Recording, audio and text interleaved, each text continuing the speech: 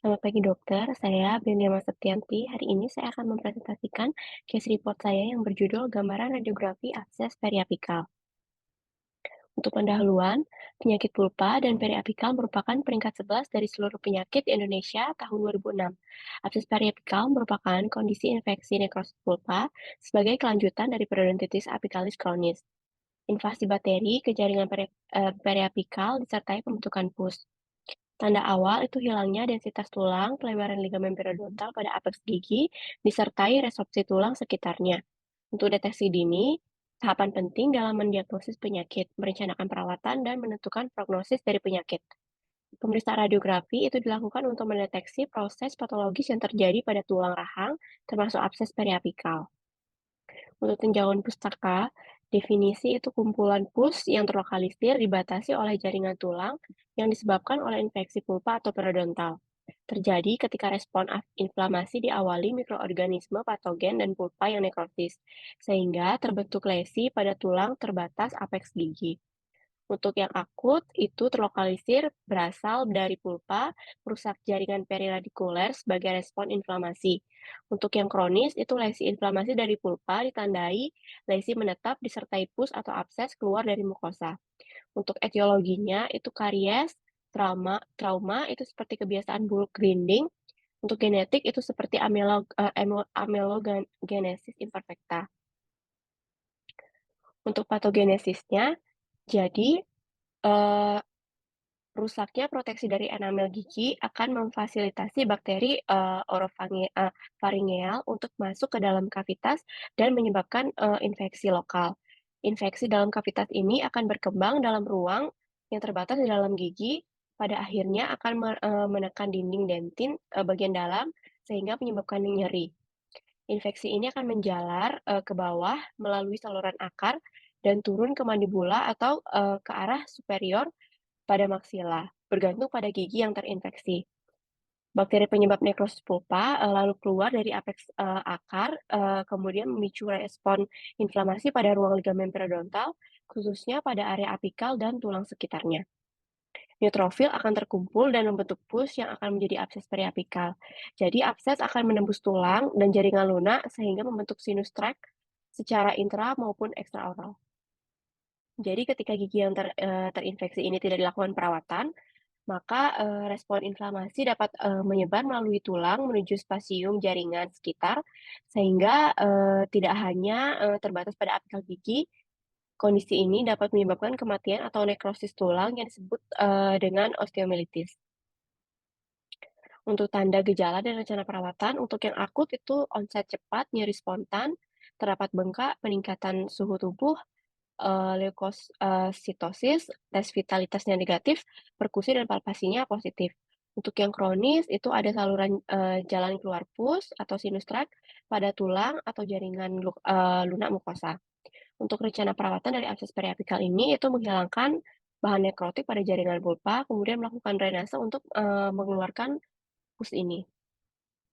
Untuk gambaran radiografi dari abses periapikal, jadi untuk lokasinya itu area apikal pada apeks akar gigi yang terinfeksi, terkadang lesi muncul pada akar gigi seperti pada saluran akar, aksesoris, area akar yang mengalami perforasi saat instrumentasi, atau fraktur akar.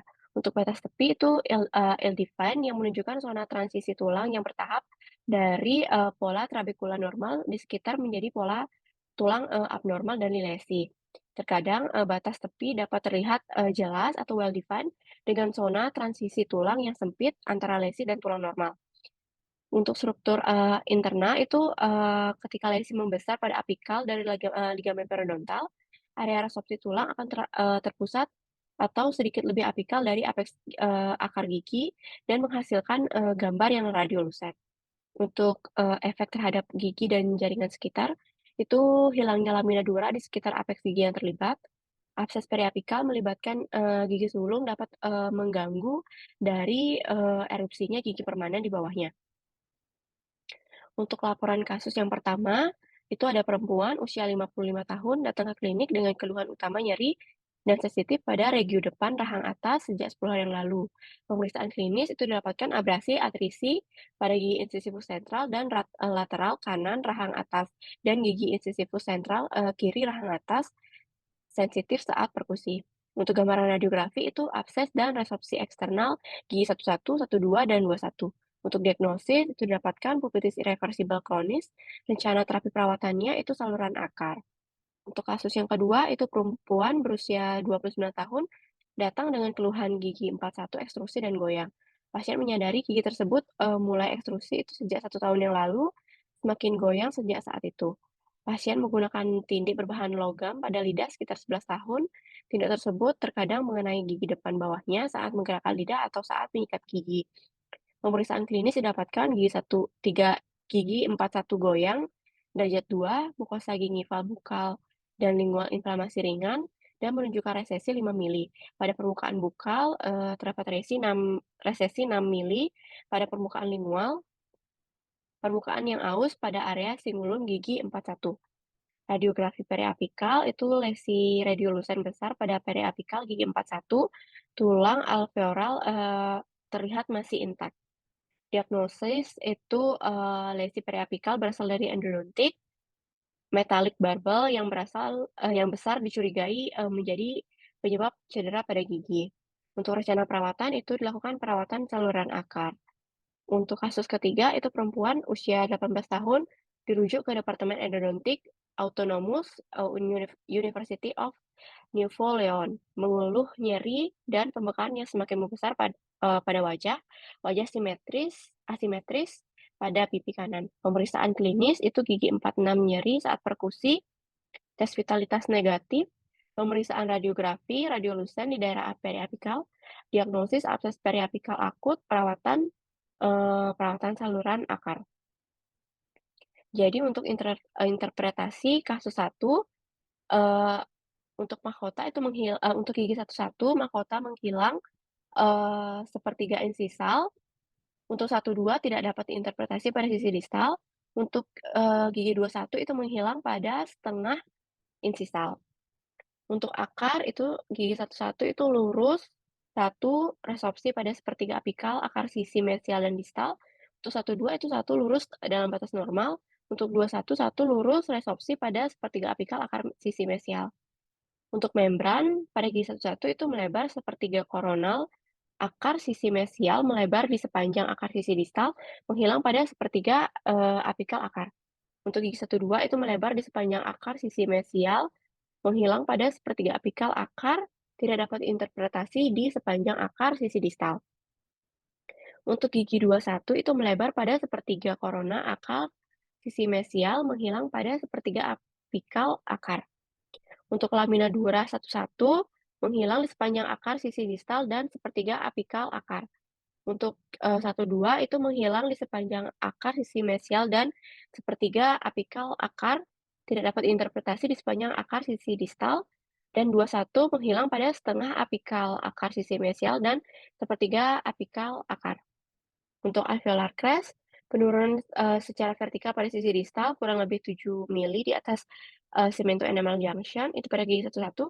Untuk gigi 12, penurunan secara vertikal pada sisi mesial kurang lebih 7 mili di atas cemento enamel junction, tidak dapat diinterpretasi pada sisi distal. Untuk gigi 21, penurunan secara vertikal pada sisi distal kurang lebih 2 mili di atas cemento enamel junction. Untuk furkasi itu tidak ada. Untuk periapikal gigi 11, terdapat gambar radiolusen sepertiga apikal akar, berbatas tidak jelas dan tidak tegas, berbentuk irregular, berukuran kurang lebih 10 mili dikali 8 mili. Untuk gigi 12, terdapat gambar radiolusen pada sepertiga apikal akar sisi mesial, berbatas tidak jelas dan tidak tegas, berbentuk irregular, berukuran kurang lebih 5 mili dikali 4 mili, tidak dapat diinterpretasi pada akar sisi distal. Untuk gigi 21 itu terdapat gambar radiolusen pada sepertiga apikal akar sisi mesial, berbatas tidak jelas dan tidak tegas, berbentuk irregular, berukuran kurang lebih 10 mili kali 5 mili. Untuk kesan, itu gigi 11 terdapat kelainan pada seluruh elemen. Untuk gigi 12 itu terdapat kelainan pada seluruh elemen kecuali mahkota dan akar. Untuk gigi 21 terdapat kelainan pada seluruh elemen. Untuk radiodiagnosis dari dari kasus ini yaitu abses periapikal et causa necrosis pulpa gigi 11, 1221 disertai resopsi akar eksternal gigi 11 dan 21. Untuk kasus yang kedua, itu, pada gigi 41 untuk mahkota, gambaran radiolusen pada sisi distal dari enamel hingga dentin. Untuk akar, satu lurus resopsi pada sepertiga koronal akar sisi distal serta di sepanjang akar sisi mesial. Untuk membran, itu melebar di sepanjang akar sisi mesial, menghilang pada setengah koronal akar sisi mesial dan distal, menghilang pada sepertiga apikal akar sisi distal. Untuk lamina dura itu terputus-putus di sepanjang akar sisi mesial dan setengah, akar distal. Menghilang pada setengah koronal akar sisi mesial dan distal, menghilang pada sepertiga apikal akar sisi distal.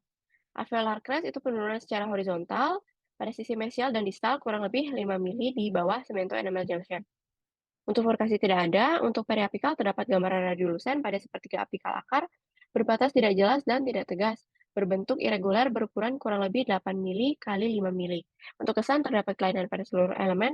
Untuk radiodiagnosis, abses periapikal et causa necrosis pulpa G41.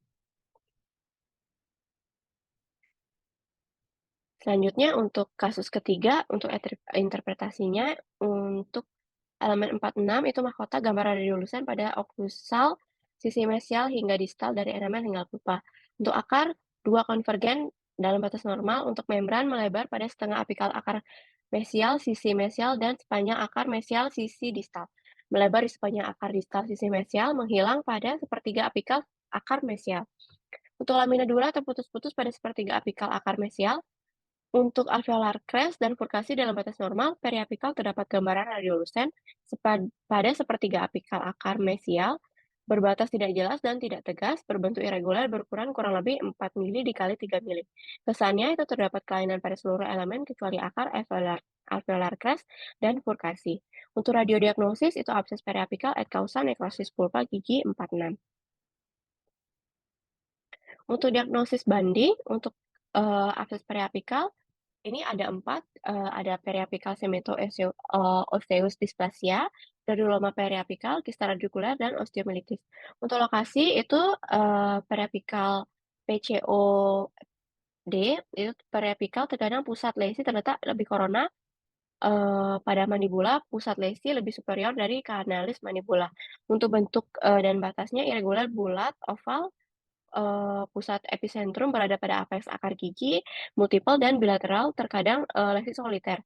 Berbatas jelas, itu well defined dengan tepi korteks sklerotik. Untuk struktur internal itu radiolusen di apeks akar gigi, terlibat hingga radiopak seluruh tanpa adanya pola lain, dan terkadang akan disertai tepi radiolusen dengan lebar yang bervariasi. Untuk efek jaringan sekitar itu lamina dura sekitar gigi, terlibat, akan hilang sehingga ruang ligamen periodontal yang tampak melebar. Untuk granuloma periapikal, lokasi, periapikal gigi non vital, batas, lesi well defined, lesi radiolusen. Untuk kista radikular itu apeks gigi non vital dan paling sering pada gigi, incisivus lateral maxilla, diameter sekitar 1,5 sampai 3 mili, gambaran radiolusen. Gigi berdekatan displacement terkadang resopsi, kista radikular yang besar menyebabkan ekspansi bukal. Yang terakhir itu osteomyelitis, korpus mandibula posterior akibat suplai darah relatif buruk, maksila jarang terjadi, batas tidak jelas, dan tidak terkortikasi pada kondisi akut, penurunan kepadatan tulang, dan menghasilkan area radiolusensi pada satu atau lebih area fokus. Resopsi pada pembentukan tulang, baru pada permukaan tulang sehingga menimbulkan gambaran garis radiopak, mirip dengan gambaran kulit bawang. Untuk kesimpulan, abses periapikal merupakan, kumpulan pus yang terlokalisir, dibatasi oleh jaringan tulang yang disebabkan oleh infeksi dari pulpa atau periodontal. Faktor, predisposisi utama terjadinya abses periapikal itu adanya kondisi gigi non vital akibat infeksi bakteri maupun trauma. Gambaran radiografi abses periapikal dijabarkan berdasarkan lokasi batas tepi, struktur internal, dan efek terhadap jaringan sekitar. Abses periapikal biasanya terjadi pada periapikal gigi non vital dengan epicentrum pada apeks gigi yang terkadang juga muncul pada bagian lain seperti pada saluran akar aksesoris, area perforasi, dan fraktur akar. Berbatas tidak jelas, dengan struktur interna berupa lesi radiolucent disertai dengan pelebaran ligamen periodontal pada tahap lanjut menyebabkan hilangnya lamina dura dan resorpsi akar eksternal.